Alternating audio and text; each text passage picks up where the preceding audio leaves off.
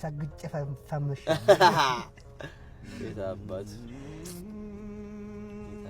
ሰገጤ በእኛ ጊዜ ይሄ ገበሬ እንደማለት ነው። ችክል ያለ ሰው ችክል አንድ ቦታ ላይ አይልቅም። በቃ ችክል አታየው ወይ 18 ቁጥር ምስማር አይወጣም። ማን ወንድ ያወጣዋል? ሰገጤ ወደዚህ ስትመጣ ደግሞ እሷ በቃ የጀመርካትን አለማቋረጥ ነው።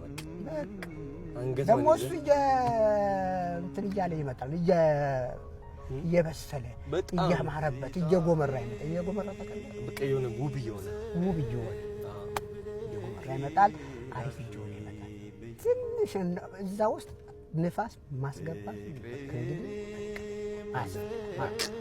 አሁን አይተህዋል። ሁሉም ነገር ሁሉ የሳይኮሎጂካልም የፈለከውን ባይሆንም ቢሆን አይተህዋል። ስለዚህ ማንም ሊያሰናክል አንተ ራስን ልትሰናከል ብለህ ካልፈቀድክለት በስተቀር የሚያሰናክል ኃይል